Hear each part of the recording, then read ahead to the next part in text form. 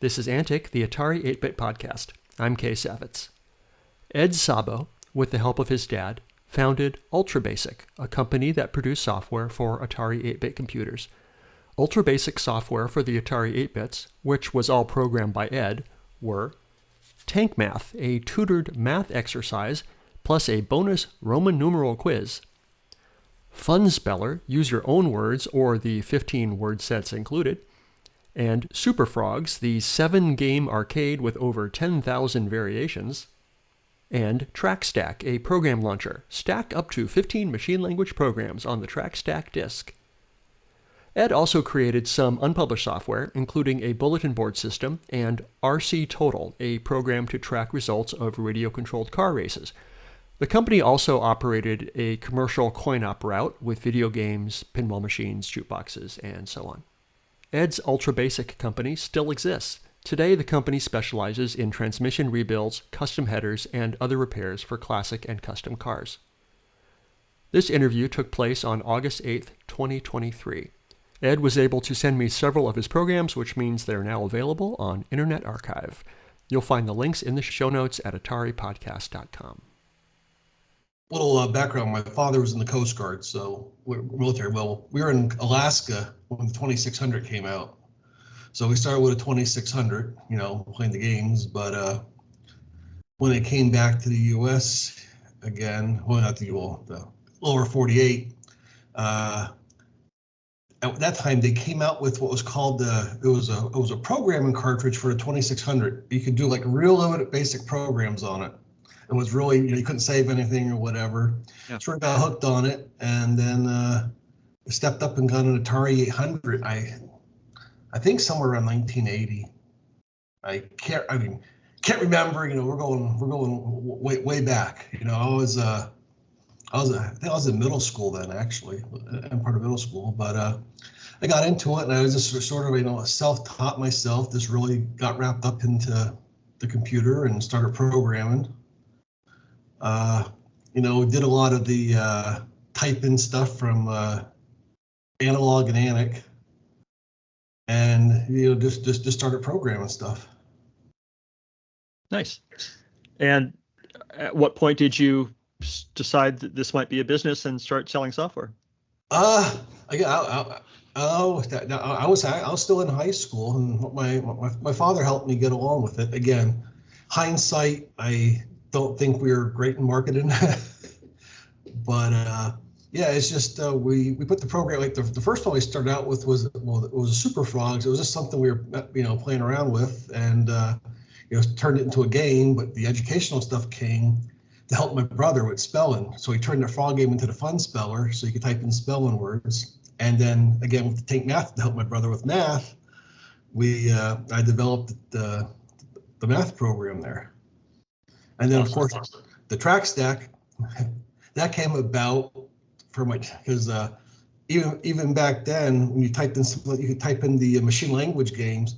They're made auto boot where you only get one per floppy disk, and floppy disks weren't cheap back then. And my dad pushed me into it, and so I ended up making that TrackStack so you could put like 15 programs on a disk there, and just load it by hitting a key in the keyboard. It gives you a little menu so you can choose your totally non-pirated games that right. And then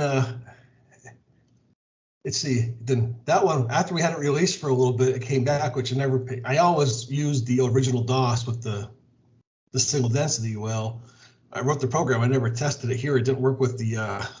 I think it was DOS 2.0, or was it DOS 3. I think DOS 2.0 was the standard one we used. DOS 3.0 came out with the 1050s for the, I think, double-sided or double density, one of the two. Right.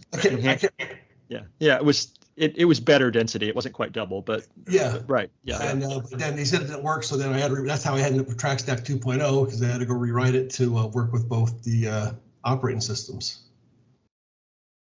Nice. So you're in high school, and you and with your dad's help, it sounded like, started this company and started selling software. Yes. How did you get the word out? You're advertising in magazines? We advertised, but how I really started getting it out there was this isn't Atari 8-bit related, but then back at that time I stepped up to an ST. Well, I actually wrote a BBS software because I went to the BBS and I didn't like any of the software out there. So I wrote a BBS for the ST. And again, with the, had the upload download section. So then that's why I got the idea, well, to get it out with shareware. So I got the programs and, knocked them down so I could get them out there. And that was way better than the advertising, was having it out there at shareware.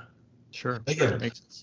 And they were still fairly usable, but not fully. And again, sales never really took off. This was just sort of like I was the only programmer here, and it sort of fizzled out a little. Well, I did another program for the Atari 8-bit too, which was way back when the company was young. So my brothers had something. We actually made parts and stuff for radio control cars. Well, at the time, for a hobby, we would race them and stuff. So I wrote a program to keep track of memberships, points, but also to count the cars. So what it was, you'd have like a number of 1 to 10 on the cars, a little card. And I wrote a program, then I used the Atari. Do you remember the numeric keypad for the Atari that they had? Yeah, sure.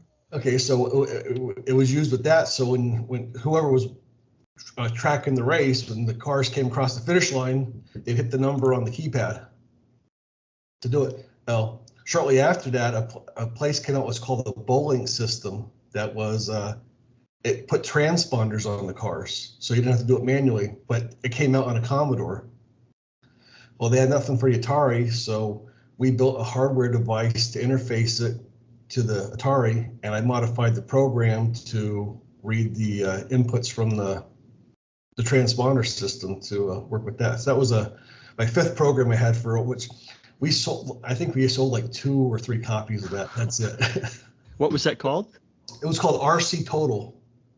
RC Total? Yeah, Total. And Total stood for something, and you know what? For the life of me, I couldn't tell you what it stood for. It was an acronym, and I can't, RC was radio control, but the Total, it described the program. I can't remember how. I'd have to go try to find some old paperwork on it or something. I still have all my computers still, but we try to use them here. Well, probably about 10, 15 years ago, I went to the play Mule, and none of the disk drives are working. So one of these days I had to go pull them out and recap them and stuff so I can try using them. So I guess that if you're having a very contentious car race, if you have the transponders on the cars, there's no arguing about who crossed the line first. Is that right? Right, and what I did to make it fast, the base program was in BASIC, but I had a display list interrupt that would pull because the device would hook up to the joystick ports. It was only for 10 cars, so you used the up, down, left, and right, and the fire button for the 2 joysticks. And it said, with the display list interrupt, it would just sit there and pull it, and it could track and tested it. I put them all 10 together and ran them through, and it would pick them all up, and I would just, when I got it, it would just, because that was a machine, the machine language subroutine, it would just poke it into the 764 location, and the basic program would automatically read it. And it would, cool. It would, and in the background, it was buffered. That way, it would hold all the cars that came through. Is there any chance you still have a copy of that software? I might have it someplace, and I still might even have the hardware because the club dissolved, and because I think I got all the hardware back for that too. And again, cool. That was just the board, the interface board was, it was simple. It was like opto isolators, transistors, and stuff, but it was just in a breadboard and a radio. Back then, you could buy stuff at Radio Shack. It was a Radio Shack plastic box with the components in it. And that's awesome. You did ask about TrackStack. Because those ones that I sent you, those were new packaged up that never got sold. TrackStack, I have some. I just have to go find all. Like I said, the stuff is all in the attic. I just hope all the discs still work. Yeah, they may or may not. It's yes. Amazing. Sometimes they survive and sometimes they don't. Yeah. It has to do with dust and dirt a lot of the time. But they can be cleaned. They're all sealed up, but heat and cold. I know that's not the best thing for them. If you find RC Total and TrackStack, would love to get those saved. We managed to find the other ones, so all right. thanks to your help and other people. So, um, so I was when I first started looking for you, Ed, I was very surprised to find out that you still have a company. Your company today is still called UltraBASIC, and it looks like on your website you still use the same logo that you maybe designed on the Atari 8-bit. We did, except for the automotive, the racing stuff. I do race stars. I have it, and I cocked it like about 10 degrees. and the Atari logo was all made with the Atari, the Atari characters there. Yeah, you look at it, you can see. So. Oh, yeah, it's clearly a Tasky character set. Yeah, which is great. Yeah. But yeah, nice. I was going to form another company, but the accountant said, hey, you have a corporation that's formed. You said, don't matter what you just do, what you do with it. And what does your company do today? Oh, I said I do perform. I build like race transmissions, build headers, install roll cages in cars. Nice.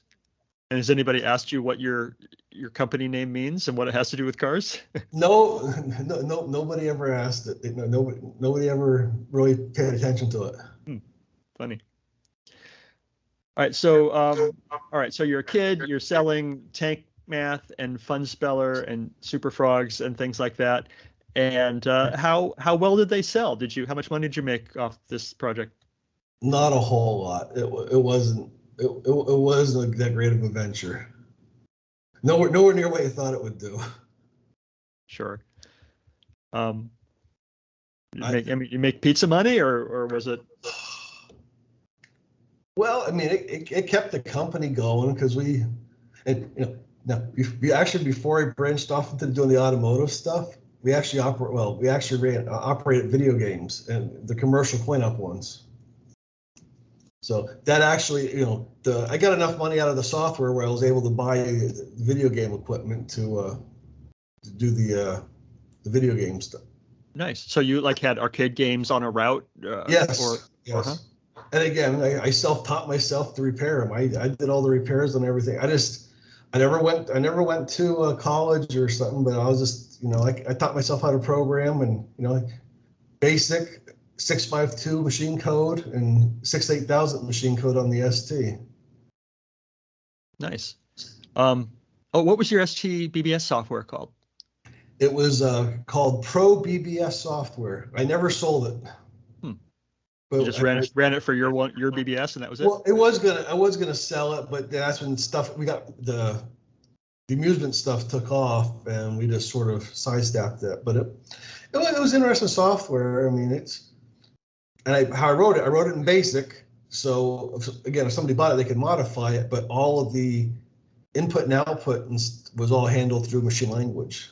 It was just all the base. Somebody could go in and change the menus or redesign the content of it. But back then, I was one of the first people around here to have a 2400 baud modem when they came out. When it first started out, it was 300 and 1200 baud, but the 2400 baud modem, I got them as soon as they came out, and right off the bat, they wouldn't work right because to hang up a call, you drop the DTR line. To hang up a call, well, that modem, you drop DTR, it wouldn't hang up the modem. They had a bug in their software, so I called them and told them about it. They fixed the chip and they sent me an EEPROM to put in the modem, which corrected it. Nice. All right, so tell me about your arcade route. What was your most popular game? Oh, well, back early times, Pac-Man and Galaga were popular. Then I call them the punch, kick, and jump games, and they, the Double Dragon. Then you came Mortal Kombat, Street Fighter. It was hard. Games varied on location of where they were. Sure, that makes sense. How long did that last? Where you were doing the coin ups? I actually just closed up the last location about 5 years ago. Which worked out good because COVID pretty much killed that whole market. But we pulled out before that because that's where we branched into the racing stuff was, again, I've been always wrapped up with race cars on a personal level. It's just something that, I did my own stuff, but then people wanted stuff done. So again, just kept UltraBASIC, just, I kept on transitioning from one thing to another. That makes sense. So you started with RC race cars when you were a kid, and now you're doing grown-up full-size race cars, right? Yes. Awesome. Neat. Yeah, it's drag. Well, the RC stuff was, like circle track racing with them essentially. The dirt track, the racing I do now, it's drag racing. I've been doing that though for 20 some odd years. So do you think that the games that you made actually helped your little brother with his spelling and his math? Oh yeah, it did. It did. It definitely did. And quite a lot of people sort of, I got some pretty good reviews on it. People said it helped their kids with spelling and such. What haven't I asked you about that time that I should have? Oh. Well, a side note, no, I mean, I didn't learn much out of it, but I actually had computer science program in Brooklyn Tech, because for high school, I went to Brooklyn Tech High School back there in the late 80s. So we had computer science back then.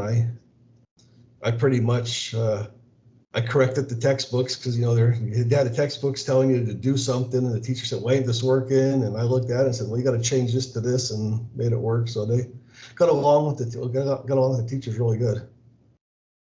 Awesome. And you just were self-taught as far as the machine language and that stuff? Yes, yeah. And I had a lot of good resources. I mean, we had I forget what it was actually called, but it was actually the dump of the Atari operating system. I know it was called, okay. Well, with the ST, I know what they call it developer notes, but for the Atari 8, but they called it something else. But I had all that information, which back then that was all pricey stuff to get a hold of. I mean I remember the 800, a 16K module used to be like $800 or something ridiculous like that. Yeah, it was not cheap. Yeah. If you could send a message to the people who still like to play with their Atari computers today, and you can right now, what would you tell them? I'd say enjoy the nostalgia, because again, I'm fed up with all this other stuff. There's Windows 10, Windows 11.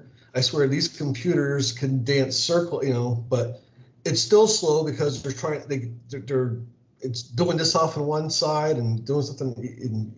It's slow. Where the 8-bit Atari, it was doing one thing. Right, doing one thing and doing it well. Yeah. So if you're interested in playing Mule, which you mentioned earlier, I know it's out there. I was waiting for it to come on, and I happened last night. I clicked onto one of your podcasts, and you said so it's out now, because I checked on this beginning of the year, and it wasn't available yet. It's there. It's called Mule Online. It's $5, and it works great on Windows, Mac, Linux. So I had a lot of fun. Yeah, that was probably my favorite game on on the Atari. It had everything, And the best one was, though, you sit there and with the 800, you play with 3 other people, which was really cool. There wasn't too many multiplayer games like that for that many. Well, again, of course, you see, because of the 800 XL and the 12 and all the XEs, they did away with the extra joystick ports on them. Yeah. So the 800 was like the workhorse. Yeah, agreed. What other games did you play? Oh, like Star Raiders. Star Raiders was another one of the all-time. That'd probably be my second favorite game besides Mule. Well, now when it first came out, I remember Star Raiders was one of the first things I got with the thing. So that was my favorite one, because Mule came out a couple of years after that. I can't remember time frames exactly. But that one, another one was a good game. Was I think it was called Way Out, where you run in the maze, and I think the other one with the I think it was called Track Attack. I think it might have been called Track Attack. Yep. I used to enjoy playing that too. Nice. You play these things with your brother, I assume? Yeah. Oh yeah. Yeah. Oh yeah. We used to play mule a lot. Me and him. We played mule. He's 4 years younger than me. The other thing I'll tell you about, which I don't know if you ever saw this hardware, because for selling the software, we bought a mass production setup. I think it was called LE Systems. It was you got to take the Atari 800 and pull the lid off and pull the operating system out. Then this box sat on top of it, and it had 4 drives hooked up to it. You put your master disk in one drive, and it would write 3 disks. It would make 3 disks in, I think, 30 seconds. Then it would take 30 seconds each to go verify each one that it was written properly. I think it was called LE. I can't remember, but I still have all that stuff too. Wow. So you had a whole disk duplication setup. Yeah, and again, I know people that like the copy protection, but we did all the copy protection stuff on it, where you could write you could write bad sectors with this. Mm-hmm. It was a pretty neat system. Again, I think that copy system was probably right around $4,000 back then.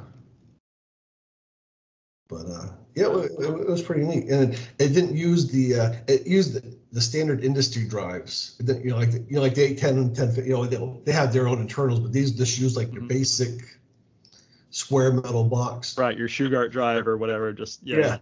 That worked really good though for that.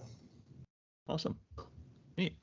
I figured I'd throw it out there because there wasn't a whole lot. I mean, I don't know I don't know what everybody used, but I don't know how many systems they sold, but that was the only one I ever knew of that they had.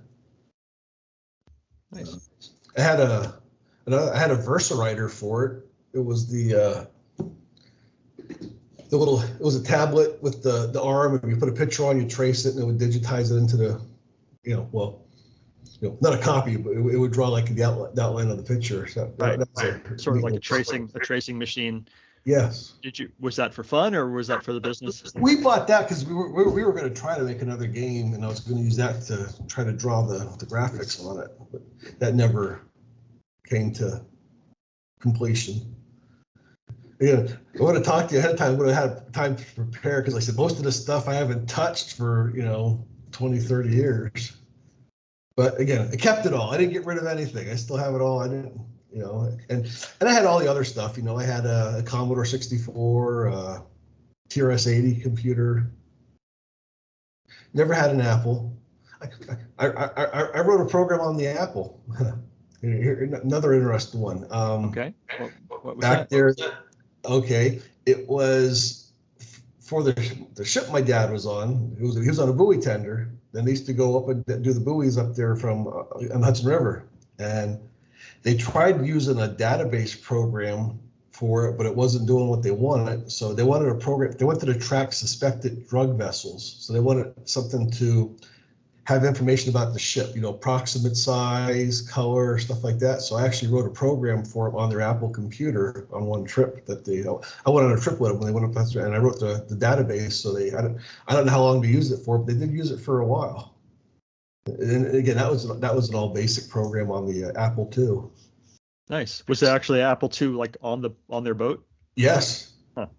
They had one of them, and the other computer they had, it was called a C3. That was sort of like it wasn't MS-DOS based. But I believe it was still like an 8086, but they didn't have a whole lot of stuff for that. It did some other that database program. They wanted that, and we were friends with the captain of the ship, and so I wrote the program for them. They were happy with it, and they used it. I don't know how long they used it for, but they did use it. So that was never nothing for to sell or nothing like that. That was just more of a contribution. Fun. All right. I think that's all the questions I have, unless you've got other stories to throw at me. Oh boy, I think I know this is a long time ago. I'm like dredging up memories. Oh yeah, it's way back. Sometimes I don't remember what I had for dinner the night before. Never mind trying to remember all the stuff we did. But like I said, I mean, and I had all the hardware for the Atari. We had the RS2 interface. So I used to use that to go. I remember the first time I went on a BBS was or not a BBS. I think I went on CompuServe or whatever. So I used the old handset phone and dialed it manually and stuck it in the cradle, and I was woohoo, 300 baud, baby. You sit there. Kids today just don't understand what you could only do way back when. Even with the BBSs 2400, they did come up faster than you could read, but you couldn't do anything that you can do on the internet now. It was all primitive. And the BBS too. I actually had games on it you could play. Simple games. There was you could play blackjack. Remember, the old guess by number game where it tells you if you have a digit in the right spot or a right digit in the wrong spot. You could play that game on the BBS when you're on there. And again, it had the whole upload download section. And heck, when I ran, and that was in the early 90s, I think. Late 80s, early 90s again. What was the BBS? You told me what the software was called. What was the BBS called? UBI BBS. What did that stand for? UltraBASIC Incorporated. Oh, of course. I still have the UBI license plates on our cars. UBI 1, UBI 2, UBI 3. You still have that stuff on there, but yeah, and hey, I had a whole upload download section for I had one for the IBM based machines, the Commodore, and back then I had a whopping 80 megabyte hard drive. With the Atari ST, I think you could get a 20 or a 30, and this 80 megabyte was an aftermarket one somebody made. It was actually in like a great big PC case, and but it was one of those ones too. Back then they're sensitive. You had this hard drive, you put it over, and you didn't want to bump the desk or anything because they were, they're horrible back then. You had them running, you bump the desk, you'd make contact and destroy it. So it was just, nobody bumped this. Right. And I said back then that was a great big hard drive. Most of the BBSs around here had to, if they had a hard drive, it was a 10, 20, or 30. But we had people upload and download a lot of stuff to it. But then I'd go check and make sure people weren't uploading, copyrighted stuff. So I'd have to go download it and put it on the various machine to verify that it was legit before I'd mark it, okay for anybody else to download it. And again, I don't think I haven't operated that since the mid 90s. And this was all based in Pennsylvania? Yes. Mm-hmm. Yeah, there's a local college here in town. A lot of the college kids used to call them the BBS because they had a Linux system up there that was their system that they could call out through it somehow, and they were able to call out, and then they'd get there doing their work, but then they'd screw around and call the BBS. I used to get like 40 to 50 calls a day on it. So I let it run 24/7. I kept cooling fans and everything. Had the battery backups, which back then it was hard to get a battery backup that would keep the ST running without it blipping out, because a lot of the UPSs they weren't fast enough, so even though it would still crash. This one was fast enough. So whenever the power would go out, it'd keep it going. And I sit there and it would only run for 15 minutes, so the power went out. I had an alarm on it that would go off, so I knew that the power went out, so I could go shut it down so it just didn't, flip it off. Not as sensitive as a Windows machine, but it still didn't like this getting it shut off, in between doing something, writing or anything like that. Sure. That's neat. You do UPS on a BBS. That's kind of unusual, I think. I think I have what I need, Ed. Thank you very much. Yeah, you're welcome. And I say, if I I'll try to find that track again. That'll be a little bit. I have to go dig and find out where all this stuff is. But if I find something, I will try to get it out to you. Thank you. I appreciate it. And just quick, you said, I saw this thing called FujiNet for the Atari. Are you able to take these programs down and put them all on? what is that actually? Okay, so FujiNet is it's a device that plugs into the SIO port like a floppy drive, and the Atari, it's like kind of the ultimate peripheral. The Atari thinks it's a floppy drive. You can just put flat files on it and read it off an SD card, and Atari thinks it's a floppy drive. But also, you can read files off the internet, so you can point it at a server that's filled with every game ever made. You don't have to have them, and might be a server in Poland or something. And you say, I want to play Track Attack or whatever, and it downloads it off your internet. The Atari doesn't know it's on the internet. It's just like, oh, here's a floppy disk, and so that's pretty cool. It also acts as a cassette drive if you want to do that. It acts as every printer you ever wanted to. So if you want to print to an Atari 822 printer, you send it to the FujiNet, and you get it. What ended up is a PDF that looks exactly like the output of that printer. And then also it does network games. So they're making a whole like menu system where you can like go to a chat room, choose a game, find your friends, and then you want to play, poker or something on the Atari, networked with people who are in other cities. So it's cool. It's amazing. Yeah. Now, did the old copy protected programs run on it? How does it emulate all that stuff? Mine would look for bad sectors. They've all the copy protected programs have been cracked. They've either been cracked back in the day by pirates, or the pirates now are called software preservationists, and it's the same job. It's just less, it's more legit now. And those people, it's pretty easy, not for me, but for certain people to remove the copy protection, and then they're available. That's cool. Very good. Yeah. Okay. Thanks for the information on that. Appreciate it. Sure. Happy to help. Well, I appreciate your time, and I'm glad you still kept your Atari, and you still have it around, even if it doesn't get used every day. Yeah. Oh, here. Sorry, I just thought of one more thing to tell you, which was a tragedy. I said before at my childhood home, I had all the stuff down there when my parents were still alive, and we had it all set up in the basement, which was a finished off basement, so it was all controlled. But I had every issue of Analog, every issue of Anic. I had every issue of Compute while the Atari was around. I had all those magazines all filed in boxes and stuff, and one pipe burst, and it all got destroyed. Oh no! All of those magazines. I mean, I had, and again, I treasured my books and magazines. People like take the comic book at my Atari and Anics. I'd have them, and then I didn't keep them in plastic bags and like that, which. Hindsight, that would have been ideal if I'd done that. Maybe they would have survived, but yeah, they were just all in racks, and it just all turned to mush. Oh, that's heartbreaking. Yeah.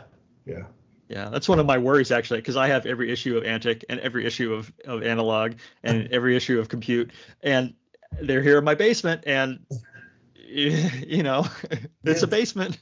Yeah, and like I said, it was a heater pipe because nobody was down there at that point in time, and it just didn't find out for a couple days. Had a mini swimming pool in the basement, but all that, and that was heartbreaking.